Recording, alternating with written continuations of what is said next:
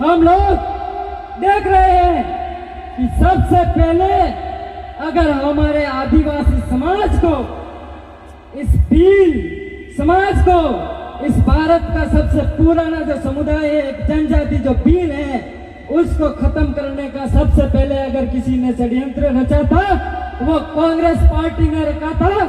क्योंकि आप इस बात को समझना, जब भारत अंग्रेजों का गुलाम था, जब अंग्रेजों का शासन था, उस समय 1871 से लगाकर 1961, 1947 में अपना देश आजाद होता है और 1947 के बाद 1961 में आजादी के समय इस कांग्रेस पार्टी ने आदिवासियों के साथ सबसे बड़ा कुठाराघात किया।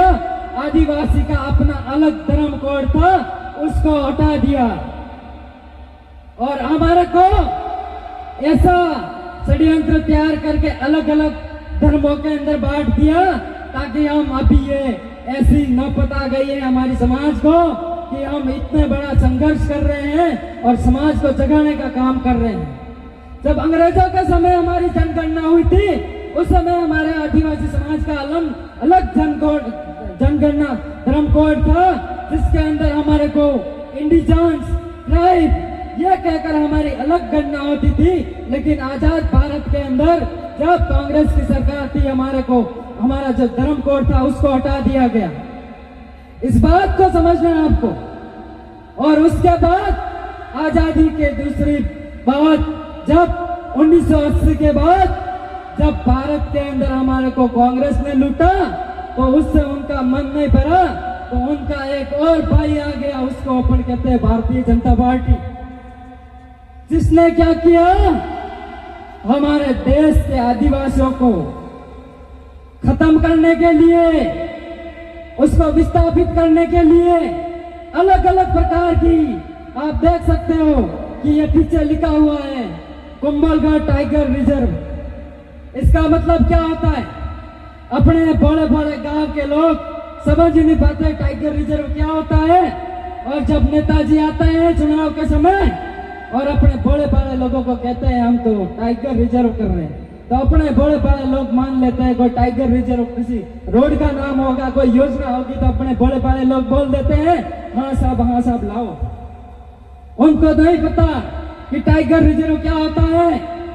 वो हमारे इस जमीन को छीनने के लिए, हमारे आने वाली पीढ़ी को खत्म करने के लिए, हमें हमारे घर से उजाड़ने के लिए, हमें हमारी जमीनों से बेदखल करने के लिए एक नई प्रकार की ये षड्यंत्रकारी नीति लेकर आए और इस क्षेत्र को, कुंभलगढ़ क्षेत्र को, ये टाइगर रिजर्व में शामिल करना चाहते हैं।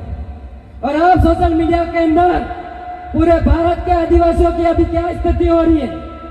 मध्य प्रदेश के छतरपुर जिले के अंदर जो अपने आदिवासी समाज के लोग हैं, बच्चे हैं, माताएं, बहनें, महिला, जो कैन बेचवा प्रोजेक्ट है, उनके अंदर पानी के अंदर कोई तो गले में फंदा लगाकर, कोई पानी के अंदर लकड़ियों पर लेट कर खड़े रहकर धरना कर रहे हैं 2-3 महीनों से। उनके पैर सड़ गए हैं। अपन समझते हैं कि अपन 1-2 घंटे या फिर एक दिन पानी के अंदर खड़े रहते हैं तो हमारा पैर सफेद पड़ जाते हैं, सड़ने लगते हैं। लेकिन इस बारिश के समय हमारे लोगों को बिना खाए आमरण अनशन के लिए वहां पर हमारे अभी तक डटे हुए लोग हैं। और हमारे देश के लोकप्रिय सांसद श्री राजकुमार जी रोज अपने आदिवासियों की आवाज उठाते हैं, तो आप लोगों ने देखा होगा उनको संसद के अंदर बोलने नहीं दिया जाता है। जब अपने जल जंगल जमीन की लड़ाई लड़ते हुए हमारा कोई नौजवान या फिर हमारा क्रांतिकारी अगर कोई आगे आता है तो ये सरकार उसको नक्सली कहकर मार देती है, उसका इनकाउंटर करवा देती है। वैसे ही है। और जब राजकुमार जिरोत ने हमारी बात को सदन के अंदर रखा तो हमारे देश के गृह मंत्री ने उनको नक्सली कहकर उनको बोलने नहीं दिया। ऐसी स्थिति हमारे साथ हो रही। और वही स्थिति जब दिल्ली के अंदर हमारे जो लद्दाख के सबसे बड़े हमारे साइंटिस्ट थे, जिन्होंने अपने देश की आर्मी के लिए बड़े बड़े आविष्कार किया था, इतनी ठंड के अंदर ऐसे ऐसे आविष्कार किया था जिससे अपनी देश की सुरक्षा अच्छी से हो सके, उन लोग को ये भारतीय जनता पार्टी के नेता और भारतीय जनता पार्टी के समर्थक उनको अपने चाइना का एजेंट बताते। इस देश के वैज्ञानिक की यह स्थिति।